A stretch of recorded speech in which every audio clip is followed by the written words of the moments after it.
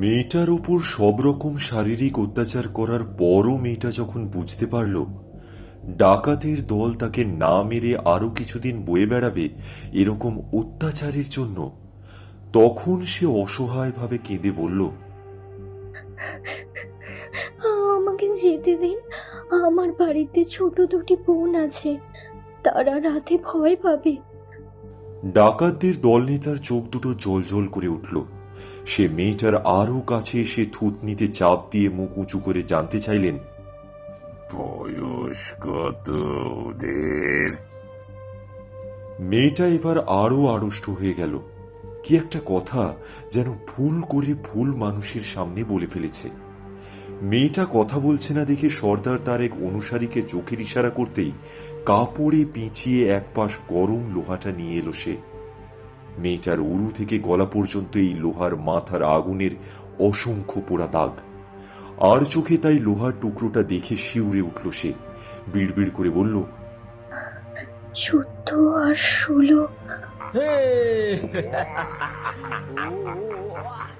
সর্দার ছাড়া দলের বাকি 8 জন সমস্বরে হৈ হৈ করে চেঁচিয়ে উঠল। গুপ্তধন পেয়ে গেছে যেন তারা। সবার চোখ লোভে চকচক করছে। মেয়েটা প্রথমে তার বাসায় এই দলটাকে নিয়ে যেতে চাইল না, কিন্তু গরম লোহার স্পর্শ আবার উরুসন্ধিতে পেতেই আকাশ কাঁপানো চিৎকার দিয়ে হাঁটা আরম্ভ করল। একটা ঘোরের মধ্যে থেকেই পেছন থেকে গুঁতো খেতে খেতে সামনে পা বাড়ালো সে।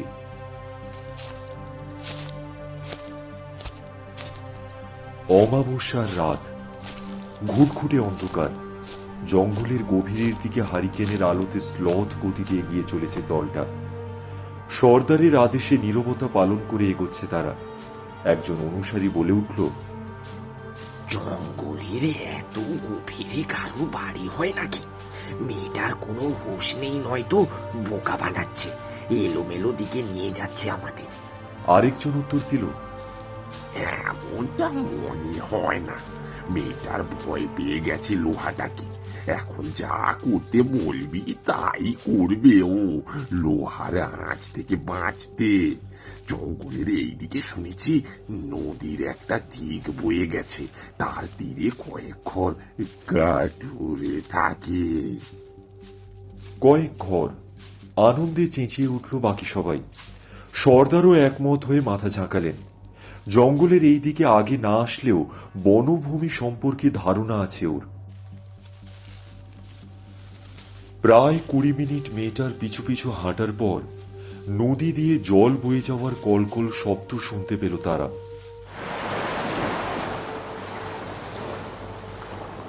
এবার কিছুটা গতি বাড়িয়ে দেয়। আরো 10 মিনিট হাঁটার পরেই ঝোপঝাড় গাছের সংখ্যা কমে এলো। পরিষ্কার জায়গায় বেরিয়ে এলো তারা। হতচকিতভাবে নদীর দিকে তাকিয়ে রইল সবাই, চোখে গভীর কৌতূহল আর তৃষ্ণা। তাদের থেকে 50 ফুট দূরে হবে নদীর তীর। চাঁদের আলোতে স্পষ্ট দেখতে পাচ্ছে এই রাতে নদীর কিনারায় দুজন তরুণী স্নান করছে। পরনে তাদের এক টুকরো কাপড়ও নেই। দলটাকে দেখে ভয় না পেয়ে উল্টে কামুক দৃষ্টিতে সর্দার আর তার সবার দিকে তাকিয়ে হাসল দুই তরুণী।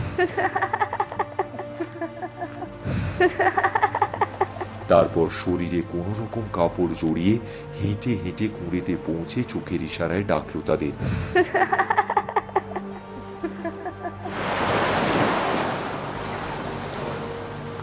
সাথে সাথে পাশের দুটো কামরার দরজাও খুলে গেল। সেখানেও তারা দেখল কয়েকজন তরুণী মেয়ে সম্পূর্ণ বিবস্ত্র অবস্থায় দাঁড়িয়ে রয়েছে। মায়া ভরা হাসি আর চোখে তাদের আহ্বান করছে। তারা প্রথমে বিশ্বাস করতে পারল না নিজেদের চোখকে, তারপর আত্মহারা হয়ে গেল।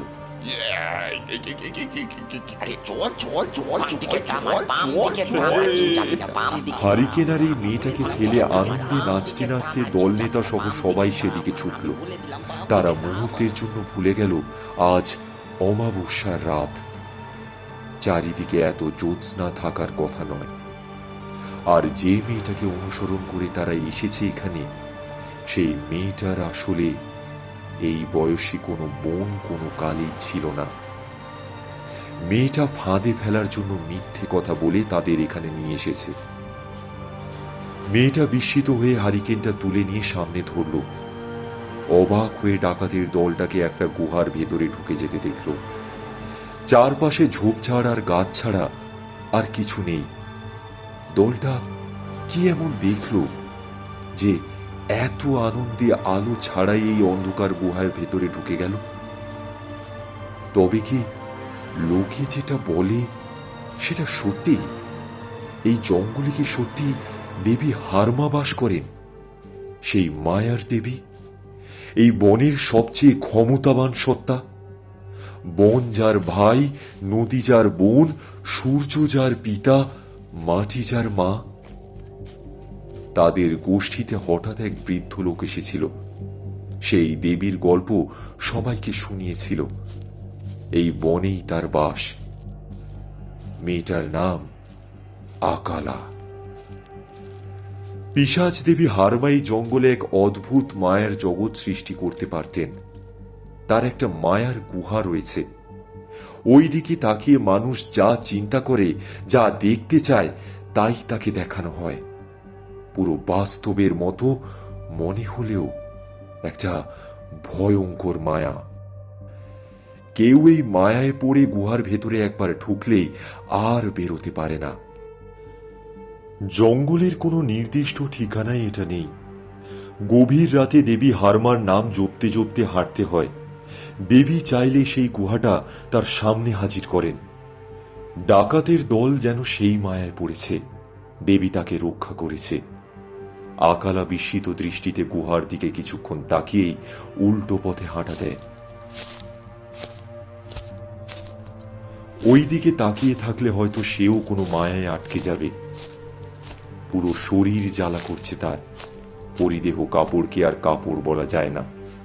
কয়েক টুকরো শুধু কোনো মতে শরীরের সাথে লেগে রয়েছে। এখন মরা ছাড়া আর কোনো উপায় নেই। সে কিছুতেই গোষ্ঠীতে ফিরে যেতে পারবে না। হঠাৎই হারিকেনের আলোয় সে দেখতে পায় তার সামনে ইট দিয়ে বাঁধানো একটা কুয়ো রয়েছে, সাথে দড়ি দিয়ে বাঁধা বালতি। আরো আশ্চর্য, সে যেই কাপড় পরে জঙ্গলে এসেছিল হুবহু ওই রকম একটা নতুন কাপড় পিঁড়িতে রাখা। এটা কোনো মায়া? কিছুই ভাবতে ইচ্ছা করছে না তার। হারিকেনের কাপড় এক জায়গায় রেখে কুয়ো থেকে জল তুলে গায়ে ঢালল সে।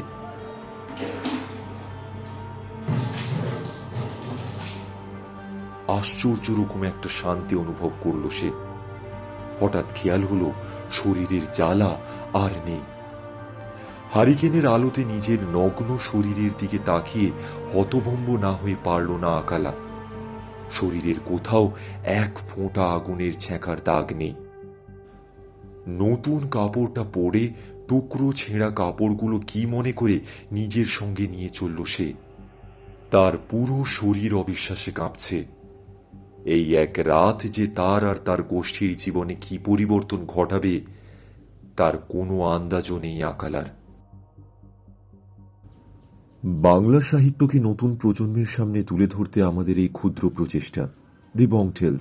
আজ আপনি শুনবেন সিগমা সানিমের লেখা পিশাচ দেবী। সিগমা সানিম বর্তমান বাসস্থান বাংলাদেশের পিরোজপুরে। 2019 সাল থেকে লেখালেখির জগতে পা রাখেন তিনি। মূলত সাহিত্যপ্রেমী সানিম অন্যান্য গল্প লিখেছেন নেকড়ে রহস্য, অদৃশ্য মানব ও আলীনগরের গুপ্তধন। আজ গল্প পাঠে আমি অয়ন। শুরু হচ্ছে সিগমা সানিমের লেখা পিশাচ দেবী।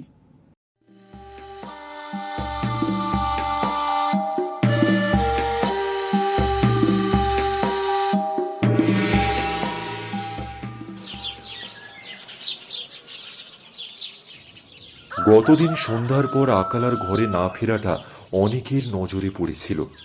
সকালে তাই গোষ্ঠীর একজন দুজন করে মানুষ তার সঙ্গে দেখা করতে এসেছে। আকালা তাদের সবাইকে সেই ভয়ঙ্কর রাতের বর্ণনা শোনাল। ডাকাত, গুহা, দেবী হারমা সকলে বিস্মিত হয়ে তার কথা শুনল। প্রমাণস্বরূপ আকালা তার ছেঁড়া জরাজীর্ণ সেই পোশাকটা দেখালো। সেখানে এখনো বীর্যের দাগ লেগে রয়েছে। কথাটা পুরো গোষ্ঠীতে ছড়িয়ে পড়তে সময় লাগলো না। তারা পিশাচ দেবী হারমা সম্পর্কে এমন অনেক কথা শুনেছিল, তবে সবই পুরনো কাহিনী হিসাবে। এখানে বনে এখনো দেবী হারমা রয়েছেন জেনে সবাই কৌতূহলী আর উদ্বিগ্ন। ঘণ্টা দুয়েক পরেই গোষ্ঠী প্রধান আকালার ঘরের সামনে হাজির হলেন। বৃদ্ধের বয়স 70-এর উপরে। আকালা তার দোরগোড়ায় গোষ্ঠী প্রধান মানজাবুকে দেখে অবাক হল। কোনো প্রয়োজনে গোষ্ঠী প্রধান মানুষদের ডেকে আনেন, নিজে আসেন না। মানজাবু চকিতে বসতেই আকালা হাঁটু গেড়ে মেঝেতে বসল। মানজাবু কিছুক্ষণ মেয়েটার দিকে তাকিয়ে রইলেন। এই বয়সেও তার চোখের নজর তীক্ষ্ণ, পড়তে চেষ্টা করছে মেয়েটার মন। আকালা, প্রিয় মা আমার, তুমি কি জানো তুমি কি করছো? আকালা এমনিতেই ভয় পেয়ে আছে, আরও চুপসে গেল সে। এটা কি ঠিক হচ্ছে? তুমি পুরো গোষ্ঠীতে একজন পিশাচ শয়তানের মহত্ব প্রচার করে বেড়াচ্ছ। তুমি কি জানো না আমাদের গোষ্ঠীতে এই পিশাচের নাম নেওয়াও মহাপাপ?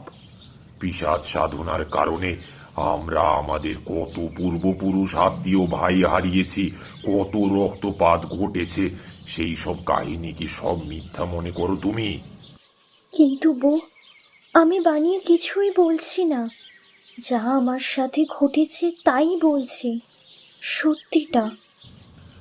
মায়ার জগতে সত্য মিথ্যা বলে কিছু নেই মা কালা, এর সবটাই মিথ্যা। এই পিশাচের ভয়ঙ্কর মায়া সম্পর্কে কি বা জানো তুমি? আমি আমার বাবা, ভাই, 2 সন্তানকে হারিয়েছি এই পিশাচের কারণে। তুমি যে বললে ডাকাতের কথা, তাদের অত্যাচারের কথা, কিন্তু তোমার গায়ে কি কোনো দাগ আছে? আমি বলছি বউ, ওই কুয়োর পানি দিয়ে গোসল করার পর সব কষ্টের সাথে দাগগুলোও মুছে গেছে। বোকা বানানো হয়েছে তোমাকে, ফাঁদে ফেলা হয়েছে, মায়ার ফাঁদ। তুমি ভাবছো তুমি ডাকাত দলটাকে বোকা বানিয়ে মায়ার জগতে আটকে দিয়েছো পিশাচটার সাহায্যে, কিন্তু হতেও তো পারে এই ডাকাতের দলটাও মায়ার একটা অংশ। তাদের বাস্তবে কোনো অস্তিত্ব নেই। তুমি মায়ায় আটকে গেছো। তোমার যা মনে হচ্ছে রাতে ঘটেছে তার কিছুই ঘটেনি। কিন্তু এই ছেঁড়া কাপড়, লেগে থাকা দাগ, একই রকম নতুন কাপড় পিঁড়ি থেকে আমিই পরেছি। এই দেখুন, এখনো আমার পরনে। এই রকম কাপড় এই গোষ্ঠীতে অন্তত 50 ঘরে পাওয়া যাবে। তুমি জঙ্গলে পেয়েছিলে এই গোষ্ঠীরই কোনো ফেলে দেওয়া পুরনো ছেঁড়া কাপড়। তুমি যেই কাপড় পরে জঙ্গলে ঢুকেছিলে আর এখন যে কাপড় পরে রয়েছো, দুটো একই। পোশাক পাল্টানোর প্রয়োজন হয়নি তোমার। মায়া তোমাকে ভুল বোঝাচ্ছে। আকালার কিছুতেই বুয়ের কথা বিশ্বাস করতে ইচ্ছে করে না। সে মাথা নিচু করে বসে থাকে। বু তার মাথায় হাত রেখে আশীর্বাদ করেন আর বলেন, এভাবেই প্রতিবার শুরু হয় তার আগমন। একজন সরল মানুষকে ফাঁদে ফেলে, সে তার কথা ছড়িয়ে দেয় গোষ্ঠীতে। এরপর শুরু হয় অনাচার, হত্যার, ধ্বংস। তোমাকে বুঝতে হবে, আমার সাহায্য ছাড়া তুমি এতদিন এই বসতিতে থাকতে পারতে না। বাবার পরিচয়হীন একটা মেয়েকে বসতিতে রাখার নিয়ম নেই, তবুও আমি সদয় হয়েছি। কিন্তু পিশাচ শয়তানটাকে নিয়ে আর একটুও কথা হলে ধরে নেব তুমি এই বসতি ছেড়ে চলে যেতে চাইছো। এই নোংরা কাপড়টা এখনই পুড়িয়ে ফেলো, আমার হুকুম। এই বলেই মানজাবু ধীরে ধীরে ঘর ছেড়ে চলে গেলেন। আকালা যে পিতৃ পরিচয়হীন এটা মনে করিয়ে দেওয়ার তার মনটা খারাপ হয়ে গেল। সে পিতৃ পরিচয়হীন না, আসল কথা হলো তার পিতার পরিচয় গোষ্ঠীর আর কেউ না জানলেও আকালা নিজে জানে। এই বুড়ো গোষ্ঠী প্রধানই তার পিতা। বুড়ো নিজেও জানে না আকালার মা মরার আগে কানে ফিসফিস করে তার বাবার নাম প্রসঙ্গে প্রধান মানজাবুয়ের নাম নিয়েছিলেন। ছোটবেলা থেকে যদিও সে বুঝতে পারত লোকটা তার প্রতি একটা টান অনুভব করেন, কিন্তু মায়ের মৃত্যুর পর পিতার দাবি নিয়ে সে কখনো মানজাবুয়ের কাছে যায়নি। কি লাভ, কি প্রমাণ আছে তার? উল্টে গোষ্ঠী ছাড়া হবে সে। গোষ্ঠী প্রধানের লাঠিয়াল লোক পুরো এলাকায় ছড়িয়ে পড়ল। পিশাচ শয়তান হারমার নাম যে মুখে আনবে বা আলোচনা করবে, ধরে নিয়ে গিয়ে তাদের চাবুক পেটা করা হবে।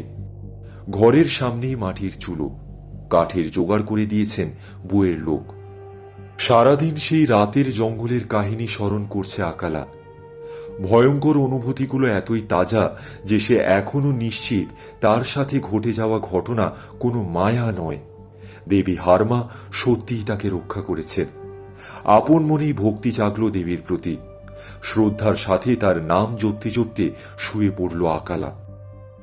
সেদিন রাতে হঠাৎ একটা মিষ্টি কণ্ঠের সুরেলা খিলখিল হাসির শব্দ শুনে চমকে উঠল আকালা।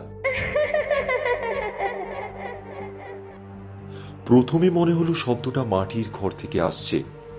পরবর্তীতে বুঝতে পারল উঠানের সামনে ঝোপের পেছন থেকে শব্দটা আসছে। সে ঝোপের ভেতরে গলে সামনে বেরিয়ে গেল। চাঁদের আলোয় ঝকঝক করছে পুকুরের জল। হঠাৎ খেয়াল করল আকালা তার সামনে এক অপরূপ সুন্দরী নারী দাঁড়িয়ে রয়েছে। মাথা নোয়া, দেবীর সামনে আশীর্বাদ পেতে। কে দেবী? আমাকে চিনতে পারছিস না?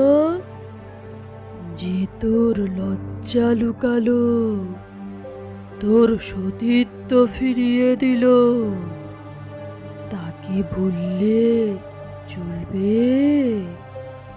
আপনি দেবী হারামা? তোর কি মনে হয়? আপনি আমার মতো দেখতে? আমি তো তোদের সবার মতোই দেখতে। আমি যে তোদের মা। তোদের সবার ভেতরে আমার বাস। সবাই যে বলে আপনি তো অভিশপ্ত, আর ডাকলেও আসতে পারবেন না কারোর সামনে। তোরাই আমাকে পরিত্যাগ করেছিস। রক্ত, সম্পদ, ক্ষমতা, উন্নতির পথ বন্ধ করে অভিশপ্ত পথ বেছে নিয়েছিস। ক্ষেত খামার করে, ঔষধ বিক্রি করে কোনো মতে বেঁচে আছিস। তোরা কি তোদের পূর্বপুরুষের উন্নতির, সাহসের, গর্বের গল্প শুনিসনি? আমার দয়া ছাড়া আর কে তোদের গোষ্ঠীকে সর্বোচ্চ উন্নতিতে পৌঁছে দিয়েছিল? কে না তোদের গোষ্ঠীর লোককে না চিনত? তাদের দেখলেই মাথা নত করে পালাতো সবাই। আমি এমন কোনো ইচ্ছা আছে যা পূরণ করি না? তবুও কেন আমায় পরিত্যাগ করলো সবাই? আপনি আমার জীবন বাঁচিয়েছেন।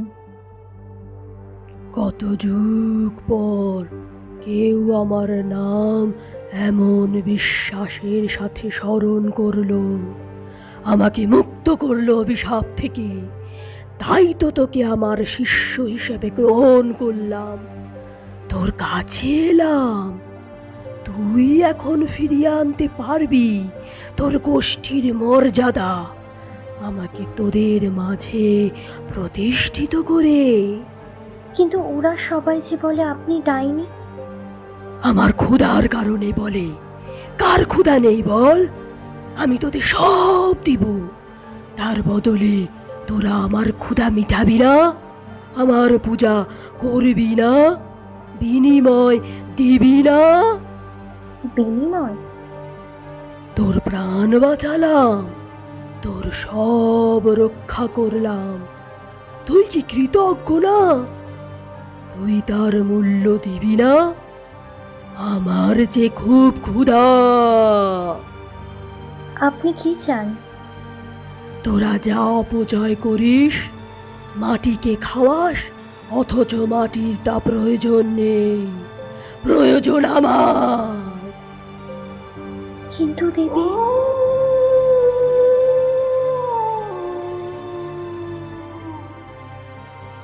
এরপর প্রায় 1 মাস পেরিয়ে গেছে। আকালার জীবন আবার আগের মতো চলতে লাগলো। সেদিন স্বপ্নে দেবী হারমাকে দেখার পর থেকে এই পর্যন্ত আর তার কোনো অস্তিত্ব তিনি জানান দেননি আকালাকে। গোষ্ঠীর লোকেদের মাঝে যে ফিসফিসানি ছিল পিশাচ দেবী হারমাকে নিয়ে, তা পুরোপুরি বন্ধ হয়ে গেছে। আকালার মন থেকে অবশ্য তিনি গেলেন না। সে দিনের অনেক সময়ই দেবীর কথা ভাবে, এমনকি ঘুমানোর আগেও। এই দেবীর কারণে কি এমন ভয়ঙ্কর কাণ্ড ঘটেছিল এই গোষ্ঠীতে যে দেবীকে তারা বিতাড়িত করল? এমনকি তার নাম নেওয়াও নিষিদ্ধ। কিছুই জানে না আকালা। এই সম্পর্কে ভালো বলতে পারবে গোষ্ঠীর বৃদ্ধরা, কিন্তু তারা বেশিরভাগই মানজাবুয়ের ঘনিষ্ঠ হওয়ায় এই বিষয়ে কথা বলবেন না। দেবীকে সেদিন স্বপ্নে দেখার পর থেকেই কেমন যেন ভয় করতে লাগলো আকালার। এক অজানা অনুভূতি শরীরটাকে কাঁপিয়ে তোলে। দেবীকে সে ভুলে থাকতে চাইছিল, কিন্তু পারছিল না কিছুতেই। অনেকদিন পর আজ রাতে সে ঘুমানোর আগে বিড়বিড় করে বলতে লাগলো, হারামা, হারামা, হারামা, হারামা। স্বপ্নে আবার সেই মাটির ঘরের সামনের উঠানে দাঁড়িয়ে রয়েছে সে। সামনে ঝোপের কারণে কিছু না দেখা গেলেও আকালা জানে সেখানে একটা পুকুর আছে। তবে আজ সেদিনের মতো জ্যোৎস্না নেই। ঘরের সামনে ঝুলে থাকা হারিকেনের আলোতে চারপাশে তাকালো একবার। নিস্তব্ধ অন্ধকার। এরপর ঘরের ভেতর থেকে অসুস্থ কণ্ঠের একটা গোঙানির শব্দ শুনল সে। কিছুটা চমকে হারিকেন হাতে নিয়ে ধীর পায়ে দরজা ঠেলে ভেতরে ঢুকতেই আলোতে চকিতে শুয়ে থাকা অপরূপ সুন্দর মেয়েটাকে দেখতে পেল সে। কিছুক্ষণ কোনো কথা বলতে পারল না আকালা। হারিকেনের আলো ফেলে অপলকভাবে মেয়েটার মুখের দিকে চেয়ে রইল। এত সুন্দর মুখ। ধীরে ধীরে মুখায়বটা পরিচিত হতে লাগলো। তার মায়ের মুখ। শুধু মায়ের রংটা আরো ফর্সা, চোখগুলো আরো বেশি সুন্দর, মুখ নিখুঁত। আর সবচেয়ে অপরিচিত বেমানান লাগলো মুখে লেগে থাকা মিষ্টি হাসিটা। সে তার মাকে এত মিষ্টি করে হাসতে কখনোই দেখেনি। মা, চিনতে পারিস? আপনি দেবী? বহুরূপী দেবী? আমার মায়ের মতো দেখতে?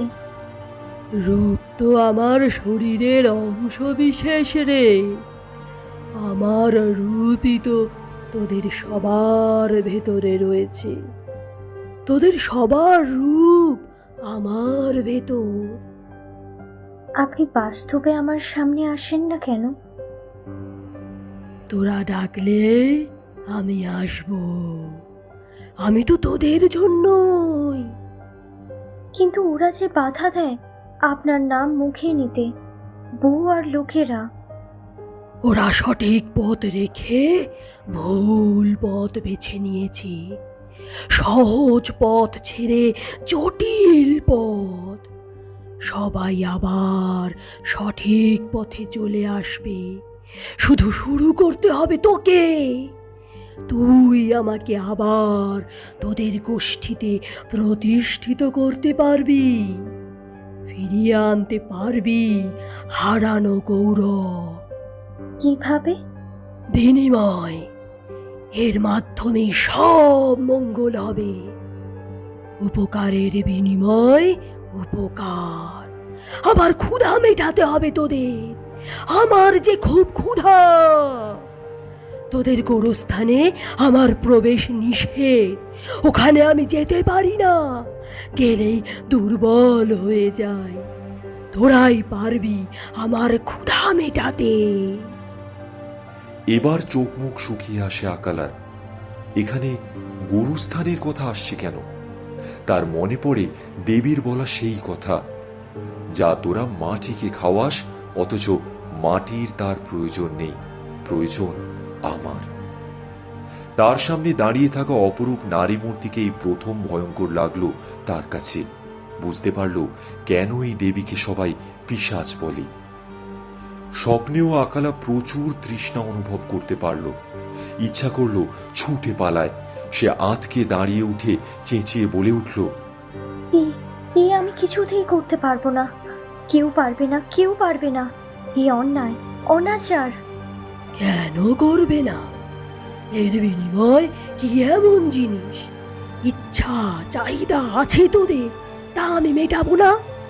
তোকে রক্ষা করেছি, তার বিনিময় নাই দিলি, কিন্তু তোকে যদি তোর পিতৃ পরিচয় জানিয়ে দিই আমি, তবে আকালা দরজার দিকে মুখ করে দাঁড়িয়েছিল। এবার আবার বিছানায় শুয়ে থাকা দেবীর দিকে তাকিয়ে বলল, আপনি অন্তর্যামী, আপনি জানেন আমি আমার পিতার নাম জানি।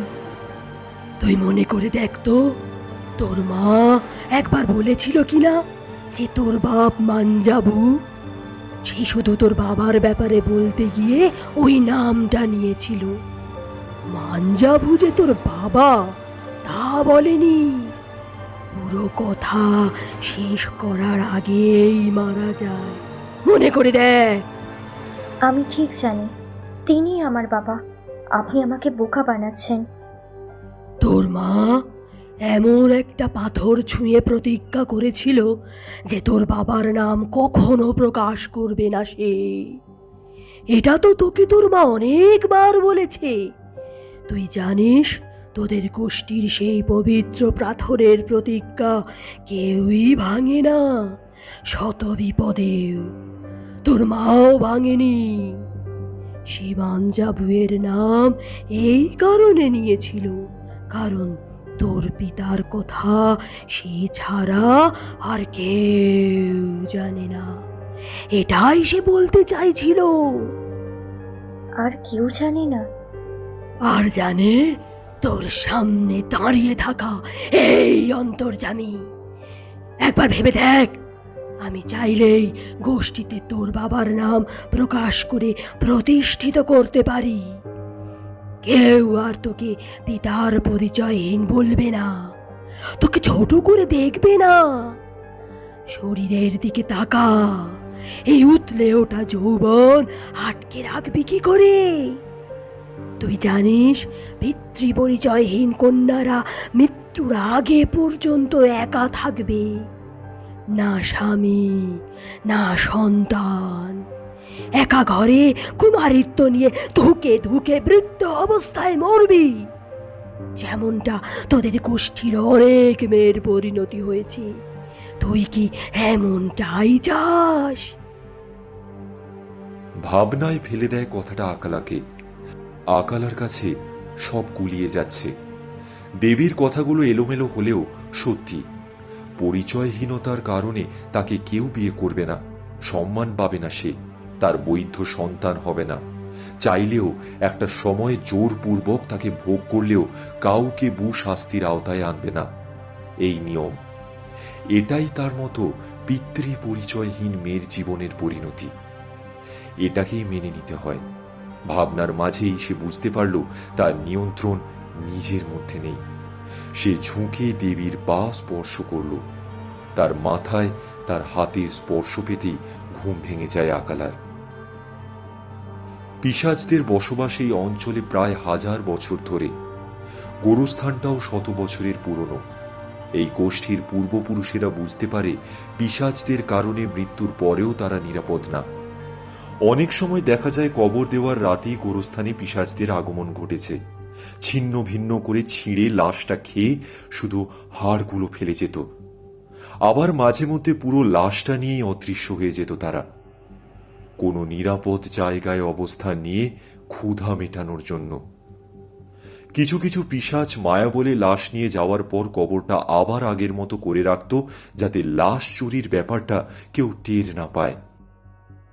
এইসব বিপদ থেকে উদ্ধার পেতে পূর্বপুরুষেরা গোরস্থানটাকে নানান রীতিনীতি করে এমনভাবে রূপ দিয়েছে, মন্ত্র বলে দীর্ঘদিন সাধনা করে এমন মায়ের বাধা সৃষ্টি করেছে যে পরবর্তী আর কোনো পিশাচ এই গোরস্থানে প্রবেশ করতে পারবে না। হয়েছেও তাই। কয়েক যুগ হবে এই গোরস্থানে কোনো পিশাচের প্রবেশ ঘটেনি, কিন্তু মানুষের প্রবেশ করতে তো দোষ নেই। গোরস্থানটাই তো মানুষের। আজ সকালেই মারা গিয়েছিল গোষ্ঠীর ফিরো আর সালিমের 8 বছরের বাচ্চা মেয়েটা সাপের কামড়ে। দুপুরেই সব আয়োজন শেষ করে মানজাবুয়ের অনুমতি নিয়েই গোরস্থানে কবর দেওয়া হয়েছে তাদের। সেই কবরটাই এখন খুঁড়ছে আকালা হারিকেনের মৃদু আলোতে। অনেকদিন ধরে এই গোরস্থানের লাশ চুরি হয় না বলে কেউ পাহারায় থাকে না, তবুও কাঁপছে ঘামছে আকালা, সতর্ক দৃষ্টিতে চারপাশে তাকাচ্ছে বারবার। সেই রাতের পরে আরো একবার স্বপ্নে দেবীর সঙ্গে কথা হয়েছে তার। দীর্ঘ আলাপ আলোচনা শেষে সে সিদ্ধান্ত নেয় যাতে তার পিতার পরিচয় গোষ্ঠীতে প্রতিষ্ঠিত হয় আর তার জীবনটা সহজ হয়, সেই পথেই যাবে সে। দেবী হারমা তার উপকার করবেন, কিন্তু বিনিময় লাগবে। সেই বিনিময়ে জোগাড় করছে সে। লাশের কাছে পৌঁছে গেছে আকালা। ওপরের মাটি সরাতেই কলাপাতা দিয়ে মোড়া লাশটা দেখতে পেল সে।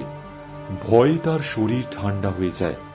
এখনো চিন্তা করছে কাজটা কি তার উচিত হচ্ছে, না সময় নষ্ট করা যাবে না। মেয়েটার ওজন বেশি নয়, সহজেই কবরের ওপর তুলে কবরটা আবার মাটি দিয়ে ভরে দিল আকালা। অনেকটা সময় লাগলো। এক হাতে হারিকেন নিয়ে পাঁজাকোলা করে লাশটা নেওয়া যাবে না, বাহুর সঙ্গে লম্বালম্বি করে জড়িয়ে লাশটা নেওয়ার সাহস হচ্ছে না আকালার।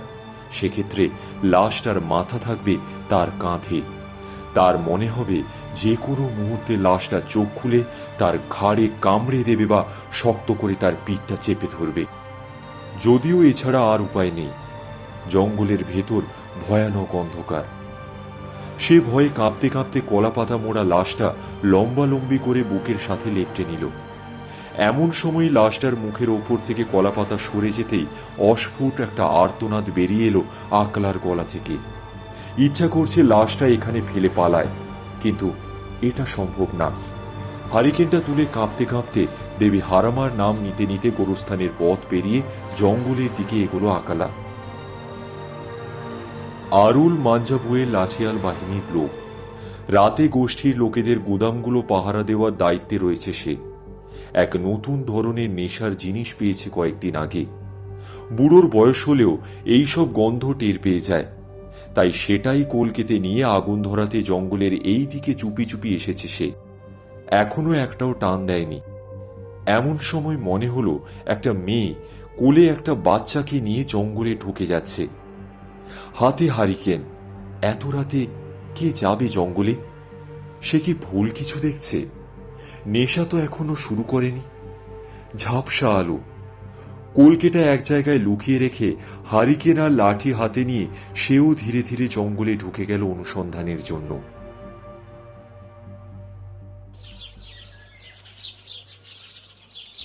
মাঞ্জাবু চিন্তিতভাবে তার ঘরের বিছানায় শুয়ে রয়েছেন, চোখ আধবোজা।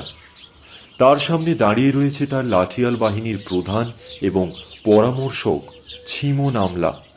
সেও চিন্তিত। শান্ত কণ্ঠে বুকে প্রশ্ন করল, সবই তো আপনি শুনেছেন বউ। সব কিছু প্রকাশ হয়ে গিয়েছে। সকাল থেকে গোষ্ঠীতে শোরগোলও শুরু হয়ে গিয়েছে। থামবে বলে মনে হয় না। এত বছরের গোপন কথা সেটা ফাঁস হয়ে গিয়েছে বউ। এটা আমাকে প্রথমে বিস্মিত করেছিল বউ। এখন সবটাই বুঝতে পারছি। আজ সকালে কিছু একটা দেখে ভয়ঙ্করভাবে ভয় পেয়েছে আমাদের পুরনো বৃদ্ধ পুরোহিত লায়ন মাও। ছুটতে ছুটতে গোষ্ঠীর একদল লোকের কাছে গিয়ে সে সবই বলে দেয়। আকলার জীবন বৃত্তান্ত সবাই জেনে গিয়েছে বু। আকলা যে আপনার ভাইয়ের কন্যা তা এরপর থেকে এক ঘর দু ঘর করে পুরো গোষ্ঠীর মানুষ এতক্ষণে জেনে গিয়েছে। আমি প্রথমে ভেবে পাইনি এত বছর ধরে পুরোহিত লায়ন মাও যে কথাটি লুকিয়ে রেখেছিলেন কি এমন হলো যে উনি ভয় পেয়ে গিয়ে আজ সেটা প্রকাশ করে দিলেন। যদিও এখন সবই পরিষ্কার, সেই অলৌকিক পিশাচের সাহায্য ছাড়া কোনোভাবেই সম্ভব নয়। সেই তার মনে ভয় ঢুকিয়ে দিয়েছে। আজ সকালে আমার লাঠিয়াল বাহিনীর আরুল আমাকে প্রথমে জানায় গত রাতে নাকি সে একটা বাচ্চাকে কোলে নিয়ে একটা মেয়ে লোকের অবয়বকে জঙ্গলে ঢুকতে দেখেছিল। তারপর সেও রওনা দেয় মেয়ে লোকটা কোথায় যাচ্ছে সেটা দেখতে, কিন্তু চারপাশ খুঁজে ডেকেও সে কাউকে দেখতে পায় না। আরুল রাতে নেশাগ্রস্ত থাকে বলে তার কথার খুব একটা মূল্য দিইনি, কিন্তু এখন সবই বুঝতে পারছি। সকালবেলা গোরস্থানে গিয়ে উদ্ধার করি যে গতদিন যে মেয়েটাকে আমরা কবর দিয়েছিলাম তার লাশটা উধাও হয়ে গিয়েছে।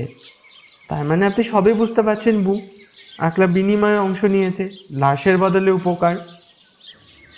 মাঞ্জাবুয়ের পুরো শরীর কেঁপে উঠল। এর থেকে নিষ্ঠুর ঘটনা আর কি হয়? নিস্তার নেই কারো। আবার সে ফিরে এসেছে এই গোষ্ঠীতে। এর কারণে কত লোককে হারাতে হয়েছে তাকে, কত লাশ নিজ হাতে কবরে শুইয়েছেন তিনি। কাঁপা কাঁপা কণ্ঠে তিনি বললেন, সিমন, সেই সময়ে তোমার বয়স কম থাকলেও তুমি এই পিশাচের ভয়াবহতা দেখেছ আর আর জানো, যে কোনো মূল্যে জীবন সেই পিশাচের নাম আবার ভুলিয়ে দিতে হবে গোষ্ঠীকে। আরুল তো একটা আস্ত গাধা। সে আকলার লাশ নিয়ে জঙ্গলে ঢোকার বিষয়টা শুধু আমাকে না, গোষ্ঠীর আরও অনেকের সাথে কথা বলেছে। কথাটাও দ্রুত ছড়িয়ে পড়ে। সবাই জেনে গেছে আকলার দেওয়া লাশ পেয়ে তৃপ্তি পেয়েছে পিশাচটা। তাই তার মনের ইচ্ছা পূর্ণ হয়েছে। একটা লাশ নিয়ে পিশাচটার নাম জপতে জপতে জঙ্গলে গিয়ে রাখলেই যে পিশাচ সবার মনের ইচ্ছা পূরণ করে দেয়, এই কথাটা যদি সবাই জানতে পারে কি হবে সেটা আপনি বুঝতে পেরেছেন বউ? কিন্তু কথাটা রাষ্ট্র হয়ে গিয়েছে। এই কাজ যে আরও অনেকেই করতে পারে সেটা তো বোঝাই যাচ্ছে। লোভ, লোভ, লোভে পাপ, পাপে মৃত্যু। কি ভয়ঙ্কর দিন আসছে চিমন, আমি না জানি কবে তার ফাঁদে পড়ি। এখন আপনার কি পরামর্শ বউ? কি করতে বলেন আমাকে? কি করব আমি? যা নিয়ম তাই করতে হবে। সবাইকে বোঝাতে হবে পিশাচ সাধনার কি ভয়ঙ্কর পরিণতি আর শাস্তি। আকালাকে গোষ্ঠীর সবার সামনে খুঁটিতে বেঁধে পুড়িয়ে মারতে হবে। কিন্তু সে তো আপনার বংশের শেষ রক্ত। তাতে কিছুই গেল না, এছাড়া আর উপায় নেই। মাথা নুইয়ে ধীরে ধীরে ঘর থেকে বেরিয়ে গেল ছিমন। মাঞ্জাবু একটা দীর্ঘশ্বাস নিলেন। নিজের অজান্তেই গাল বেয়ে চোখের জল গড়িয়ে পড়ল। কেন আকালা এমন কেন করল? সব দোষ তার।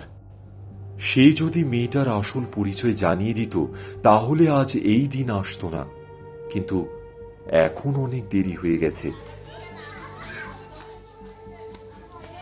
গত 2 যুগ ধরে এমন নির্মম হত্যাকাণ্ডের দেখা পায়নি গোষ্ঠীবাসী। সবার চোখে মুখে আতঙ্ক আর ভয়। উৎসুক দৃষ্টি ঘিরে আছে আকালাকে বেঁধে রাখা খুঁটির চারপাশে। লাঠিয়াল বাহিনী ছড়িয়ে রয়েছে চারিদিকে। অনেক দিন পর তাদের হাতে শোভা পাচ্ছে লোহার তরোয়াল। কোন রকম উশৃঙ্খল যাতে কেউ সৃষ্টি করতে না পারে, মাঞ্জাবু উপস্থিত আছেন। আকালার চেহারায় সর্বহারা দৃষ্টি। সে বাঁচার জন্য কাকুতি করছে না। হতবিহ্বল হয়ে চেয়ে রইল চারপাশের লোকজনের দিকে। তার সঙ্গে কি হবে তা তার মাথাতেই ঢুকছে না। ছিমন চেঁচিয়ে সবাইকে চুপ করতে বলল। চুপ করো সবাই। সাথে সাথে সব শোরগোল বন্ধ হয়ে গেল। সে চিৎকার করে বলতে লাগলো, এই রীতি আমাদের পূর্বপুরুষ এবং তাদের পূর্বপুরুষের, যারা আমাদের জন্য তৈরি করেছেন শান্তির নীতিমালা। যেই নীতিমালা মানবে সেই থাকবে, আর যে নীতিমালা মানবে না সেই গোষ্ঠী থেকে চিরতরে বিদায় নেবে। পিশাচ সাধনা মানে রক্তপাত, মৃত মানুষের কষ্ট বাড়িয়ে দেওয়া, অনাচারকে সৃষ্টি করা। এর একমাত্রই শাস্তি, সেটা মৃত্যু। সবাই সাবধান। নিজেদের এমন অবস্থায় দেখতে না চাইলে এমন অন্যায় আর কোনোদিনও কেউ করবে না। ধ্বংস হোক শয়তান ও তার অনুরাগীরা। কথা শেষে মাঞ্জাবুয়ের দিকে তাকাতে তিনি অনুমতি দিলেন আকালাকে পোড়ানোর। পেল জাতীয় একটা জিনিস আকালার পুরো শরীরে ঢেলে দেওয়া হলো। মশালে আগুন ধরালো একজন। আকালা বর্তমান বুয়ের গোষ্ঠীর শেষ বংশধর জানার পর গোষ্ঠীর কিছু তরুণ বিয়ের প্রস্তাব দেয় আকালাকে। কারণ সেই হিসেবে মাঞ্জাবুয়ের মৃত্যুর পর গোষ্ঠীর প্রধান হবে আকালার স্বামী। তার মধ্যে কয়েকজন যুবক প্রতিবাদ জানায় এর। মাঞ্জাবুয়ের সামনে এক যুবক এসে কড়া কণ্ঠে বলে, এ আপনি কিছুতেই হতে দিতে পারেন না বু। আকালা দোষ করেছে ঠিকই, তাকে তাড়িয়ে দিতে পারেন গোষ্ঠী থেকে, কিন্তু আগুনে পুড়িয়ে মারা, আমরা তো আপনাকে পিশাচ মনে হচ্ছে। সাথে সাথে দুজন লাঠিয়াল এসে যুবকটার উরুর পেছনে বাড়ি মেরে হাঁটু গেড়ে বসিয়ে কাঁধে চাপ দিয়ে মাটির সঙ্গে শুইয়ে দেয়। সঙ্গে সঙ্গে আরও কিছু যুবক উশৃঙ্খল হয়ে ওঠে। তাদের ওপরেও চড়াও হয় লাঠিয়াল বাহিনী, মাটির সঙ্গে চেপে ধরে রাখে তাদের। হাতে তরোয়াল এমনভাবে ধরা যে উঠতে গেলেই রক্তের বন্যা বইয়ে যাবে। এবার গুঞ্জন শুরু হলো গোষ্ঠীর সাধারণ মানুষের মধ্যে। এ কেমন ব্যবহার তাদের সাথে? একজন বলে ওঠে, বউ, আকালা আপনার বংশের শেষ রক্ত, তাকে এভাবে মারবেন? বৃদ্ধ মাঞ্জাবু লাঠি ভর দিয়ে দাঁড়িয়েছিল। কয়েক মুহূর্তে তার মুখের ভাব কঠিন থেকে কঠিনতর হচ্ছে। এবার হাতের লাঠি ছুঁড়ে ফেলে দিয়ে চিৎকার করল সে।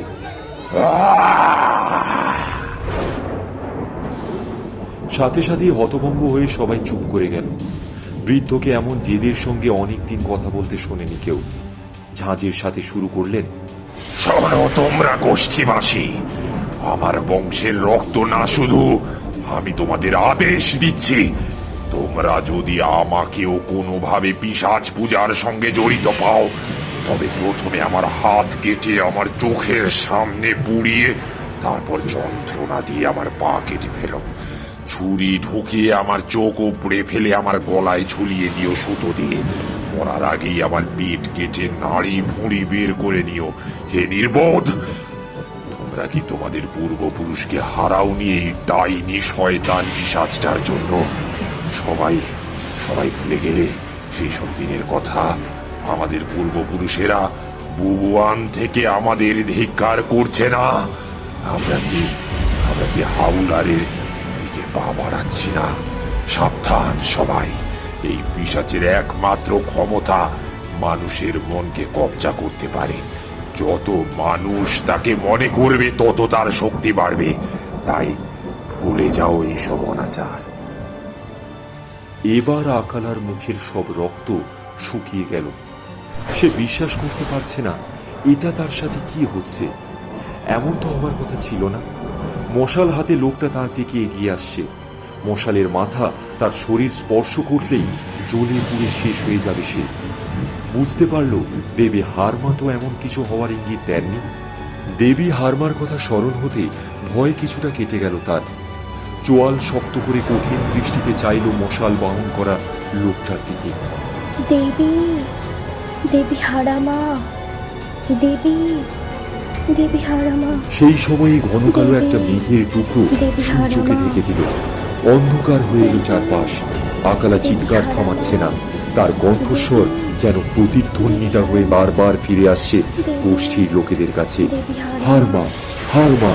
তার উপর আবার হঠাৎ করে একটা আধার। দেবী, দেবী সবাই আতঙ্কগ্রস্ত হয়ে পড়েছে। মাঞ্জাবুয়ের শরীরও কেঁপে উঠল সামান্য। যে লোকটা মশাল হাতে এগিয়ে আসছিল তার হাত থেকে মশাল পড়ে গিয়ে আগুন নিভে গেল। মাঞ্জাবু হঠাৎ কান খাড়া করতে আঁতকে উঠলেন। বুঝতে পারলেন শুধু আকালা নয়, গোষ্ঠীর আরো অনেকেই নিজের অজান্তে বিড়বিড় করে বলছে, হারমা, হারমা, হারমা।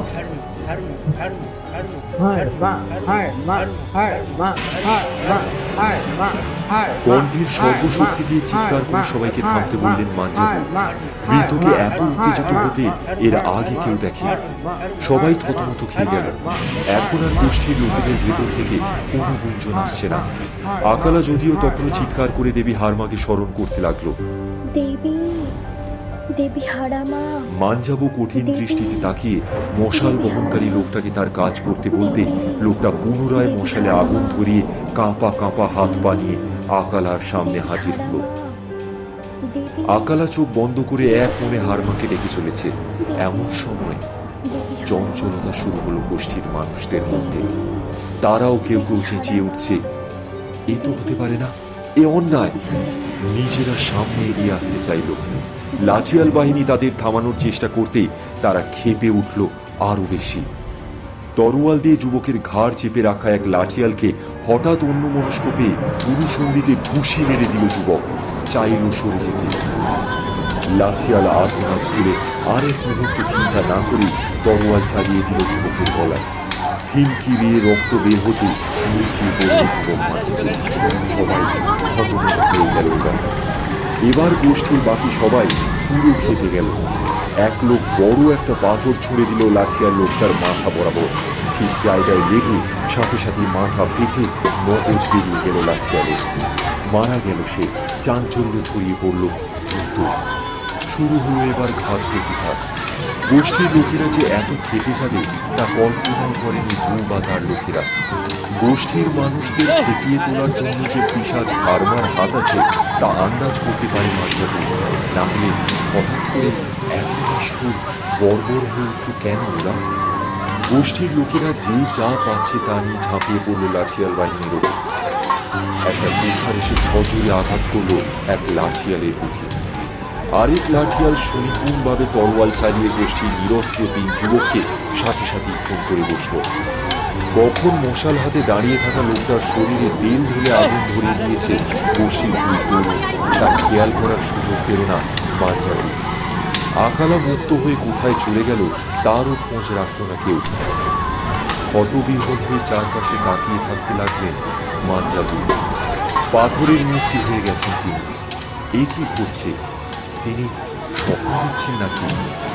মৃত লাঠিয়ালের তরোয়াল তুলে নিয়ে একজন যুবক যখন তার সামনে এসে দাঁড়িয়ে তার ঠিক কাঁধ বরাবর কোপ দেওয়ার জন্য তরোয়াল উঁচু করল, তখন তার হুঁশ ফিরল।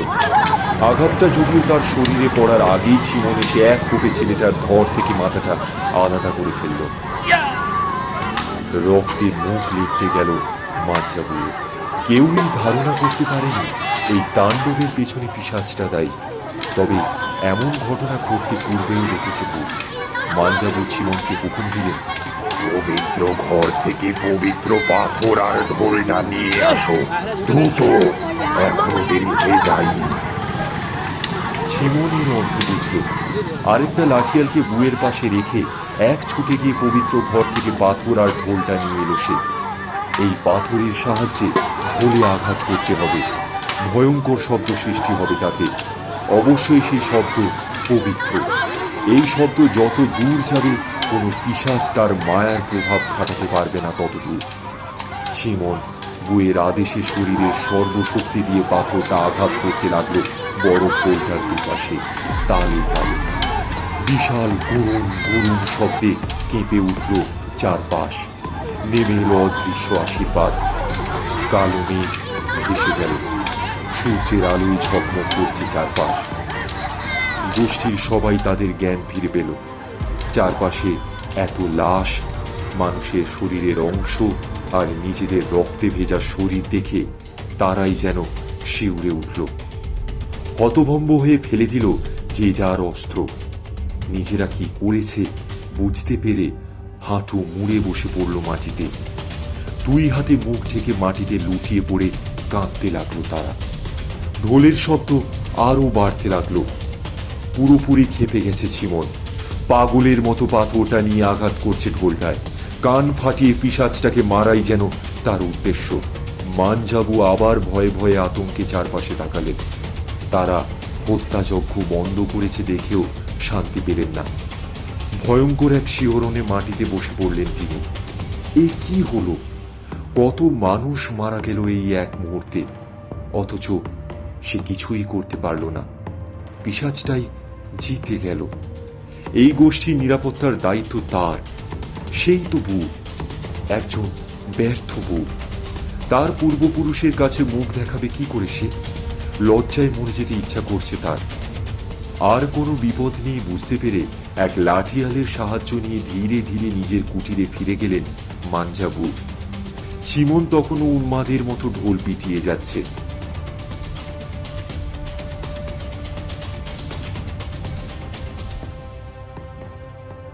প্রায় শেষ বেলায় মাঞ্জাবু নিজের বিছানায় শুয়ে আছেন। তার পাশে এক সেবাকারী। ঘরের বাইরে 2 জন লাঠিয়াল। চিমন ঘরে ঢুকতে সেবাকারী মেয়েটা ঘর থেকে বেরিয়ে গেল।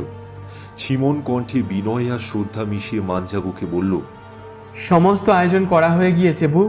কবর খোঁড়া হয়েছে।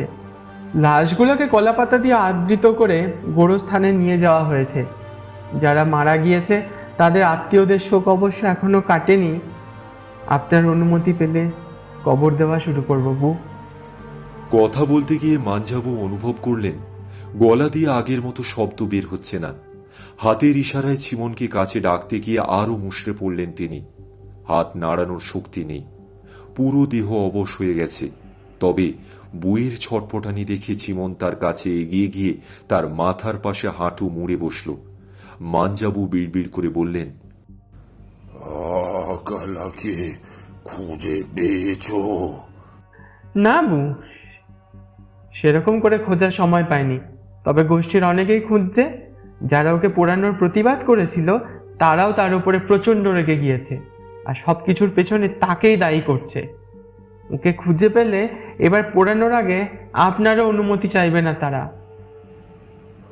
আমি আকালাকে ক্ষমা করলাম। বু, যা বলছি মনোযোগ দিয়ে শোনো। এই পিশাচের পাল্লা থেকে আমাদের সবাইকে রক্ষা পেতে হবে। আজ যে হত্যাযজ্ঞ হলো তা তো কেবল শুরু, আরো অনেক প্রাণ যাবে। পিশাচটার বিশ্বস্ত কেউই পারে আমাদের রক্ষা করতে। দীর্ঘ বাক্য বলার পর গলাটা আবার লেগে এলো মানজাবুয়ের। এখন এই পিশাচের কবল থেকে আকালাই আমাদের রক্ষা করতে পারবে। যেভাবেই পারো ওকে খুঁজে আনো এখানে। জঙ্গলেই গেছে ও, ওর যেন কোনো ক্ষতি না হয়। ওকে নিয়ে এসো আর নতুন পুরোহিতকে আমার ঘরে পাঠিয়ে দাও। মৃতরা যাতে কষ্ট না পায় জীবন, পবিত্র মাটিতে শুইয়ে দাও ওদের। আমার দায়িত্ব আজ তুমি পালন করো। দেখতেই তো পাচ্ছ আমার অবস্থা। এরপর কঠিন কাজে নেমে গেল চিমন। গোষ্ঠীর 17 জন মানুষ মারা গেছে আজ, তার বাহিনীর 6 জন সহ। সবাইকে লাঠিয়াল বাহিনী আর গোষ্ঠীর লোকের সাহায্যে পবিত্র গোরস্থানে শুইয়ে দিল। কবর দেওয়ার পর তার লোকজন জঙ্গলে তল্লাশি চালিয়ে আকালাকে খুঁজে বের করল। গোষ্ঠীর সবাই তাকে দেখেই ক্ষেপে উঠেছে, কিন্তু মানজা বুয়ের আদেশ, নিরাপদে সম্মানের সাথেই বুয়ের ঘরের দিকে নিয়ে যাওয়া হলো আকালাকে। মানজাবু আকালাকে ক্ষমা করে দিয়েছে শুনতে পেয়ে গোষ্ঠীর লোকেরা বেশ বিস্মিত হয়েছে। তাছাড়া চিমনকে সবাই ভয় আর শ্রদ্ধা করে, তাই তার বিপক্ষে গিয়ে কেউ আর আকালার উপর হামলা করল না। প্রায় অচেতন হয়ে বিছানায় শুয়ে আছেন মানজাবু। আকালা ঘরে ঢুকেই বুয়ের পায়ের কাছে গিয়ে বসে পড়ল। আমাকে শাস্তি দিন বউ, আমার জন্যই এইসব খুন খারাপি রক্তপাত হলো। আমাকে পুড়িয়ে মারার হুকুম দিন আবার, আমি সব নষ্টের মূল। মানজাবু চোখ মেলে তাকে ইশারা করতেই চিমন সহ ঘরের সবাই বাইরে চলে গেল। ঘরের ভেতর দুটো হারিকেন জ্বলছে, সেই আলোয় বৃদ্ধ আকালার মুখের দিকে তাকালেন। তারপর আকালা তার মাথার কাছে চলে এলো। বউ বললেন, তোমার আরো বড় শাস্তি দেব মা। আমার মৃত্যুর পর এই গোষ্ঠীর দায়িত্ব তোমাকে নিতে হবে। না বউ, অমন কথা বলবেন না। এই গোষ্ঠীকে পিশাচদের হাত থেকে রক্ষা করতে হবে তোমাকেই। নিজের মৃত্যু পর্যন্ত খেয়াল রাখবে কেউ যাতে পিশাচ সাধনার অধীনে না যায়। আমি কি না করেছি গোষ্ঠীর লোকেদের জন্য, যাতে তাদের অভাব না দেখা দেয় আর আশ্রয় না নিতে হয় অলৌকিক শক্তির। কিন্তু আমি ব্যর্থ হয়েছি মা, ব্যর্থ হয়েছি। আমি আপনাকে ব্যর্থ করেছি বউ। তোমার ওপর সব দোষ চাপিয়ে নিজেকে আমি নির্দোষ বানাতে পারবো না মা কালা। এখন শোনো, ওই পিশাচটাকে আজ রাতের মধ্যেই দুনিয়া ছাড়া করতে হবে। কিন্তু সে তো অমর। ঈশ্বর ছাড়া আর কেউ অমর নয় মা। আমাদের পূর্বপুরুষেরা খুবই বুদ্ধিমান ছিলেন। তারাও আমাদের মতো এমন পিশাচের পাল্লায় পড়ে গোষ্ঠীর ধ্বংস হতে দেখেছেন। তাই তারা পিশাচ হত্যা করার নানান পথ আবিষ্কার করেন। তুমি সাহায্য করবে বলো? জান দিয়ে দেবো বউ। তাহলে শোনো, ঢোলের শব্দ থেমে গেছে, দেখতেই পাচ্ছ। পিশাচটা আবার জঙ্গলে ফিরে আসছে। এখন যদি কেউ একটা মৃত শরীর বয়ে নিয়ে যায় জঙ্গলে, তাহলে পিশাচটা তার আহ্বানে সাড়া দেবেই।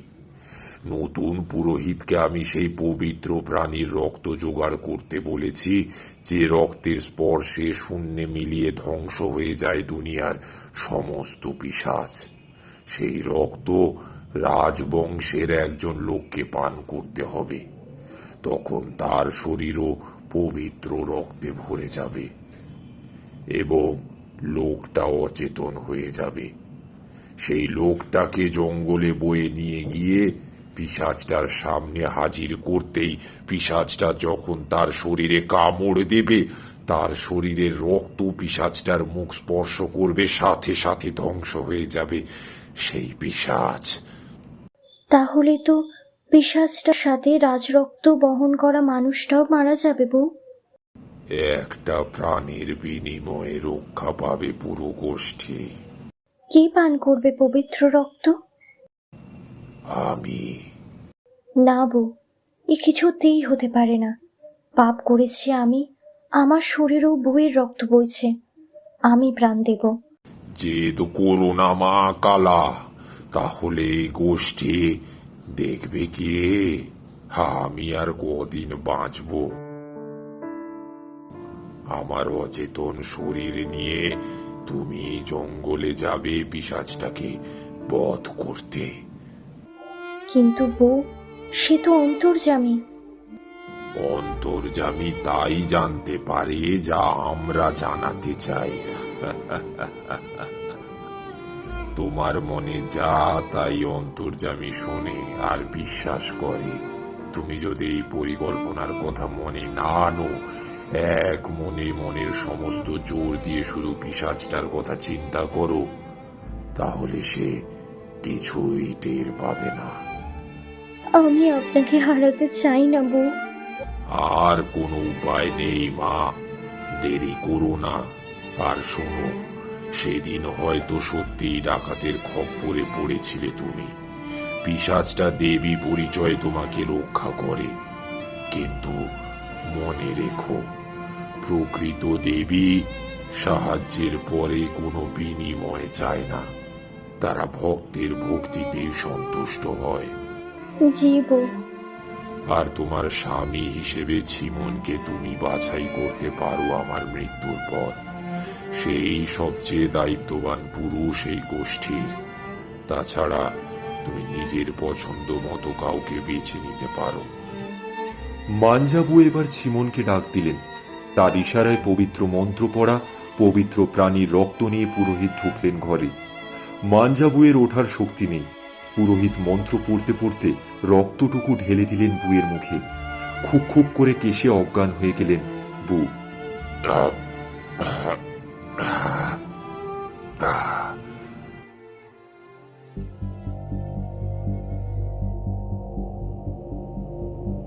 মাঞ্জাবু আগেই ছিমনকে সব দায়িত্ব বুঝিয়ে দিয়েছিলেন। জঙ্গলের পাশে পর্যন্ত বুয়ের অচেতন দেহ পৌঁছে দিল লাঠিয়াল বাহিনী। আকালা ভয়ে কাঁপছে। যার শুরু সে করেছিল, তার শেষ সে করতে পারবে তো? ধরা পড়ে যাবে না তো? বুয়ের প্রাণের মূল্য দিতে পারবে তো সে? এই গোষ্ঠীর ভবিষ্যৎ এখন তার হাতে। একটা পার্টিতে করে বেঁধে বুয়ের শরীর টেনে নিয়ে যাচ্ছে আকালা। এক হাতে হারিকেন, অপর হাতে পাটির মাথায় বাঁধা দড়ি। এক মনে পিশাচ দেবী হারমার নাম নিতে নিতে এগোচ্ছে আকালা। প্রায় আধ ঘন্টা হাঁটার পর হারিকেনের আলোতে গুহামুখ দেখতে পেল আকালা। তার আহ্বানে সাড়া দিয়েছে হারমা। ভয়ঙ্কর কুৎসিত একটা নগ্ন শরীর বেরিয়ে এলো গুহার ভেতর থেকে।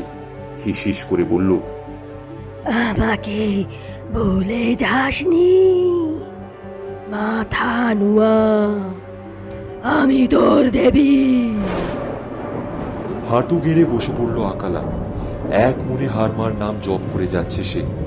ধীরে ধীরে লাশটার দিকে এগিয়ে এলো হারমা। উল্লাসে চেঁচিয়ে উঠল, বিনিময়! লাফিয়ে উঠে পাটি সরিয়ে কামড় বসালো মাঞ্জাবুয়ের হৃৎপিণ্ড বরাবর। এক কামড়ে ছিঁড়ে মুখে নিল খণ্ডটি। মুখে রক্ত ভরে গেল তার। পর মুহূর্তেই গগন বিদারী চিৎকার বেরিয়ে এলো পিশাচটার গলা থেকে। বুঝতে পারলো কিছু একটা বেঠিক ঘটেছে। কঠিন চোখে আকালার দিকে তাকিয়ে বলল, আমি অমর, অবিনশ্বর, আমি আবার ফিরে আসবো এখানে। আমাকে কেউ আটকাতে পারবে না। তোর আর তোর বংশধরের মৃত্যু হবে আমার হাতে। শূন্যে মিলিয়ে গেল সে।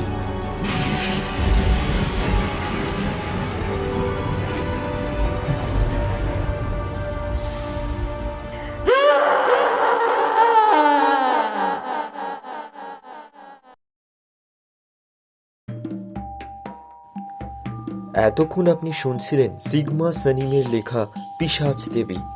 মাঞ্জা বইয়ের চরিত্রে অয়ন, আকালা, তিয়াশা, ছিমন, অভিষেক, পিশাচ দেবী, সুতপা, মারিক। সমবেত কণ্ঠে Priyanka, Ashis, Abhishek, Ayan. Poster design Jatayu Creations. নাট্যরূপ, আবহ সঙ্গীত ও পর্ব পরিচালনায় অয়ন। শেষ হলো সিগমা সানিমের লেখা পিশাচ দেবী। খুব শীঘ্রই দি বং টেলস হাজির হবে নতুন একটি গল্প নিয়ে।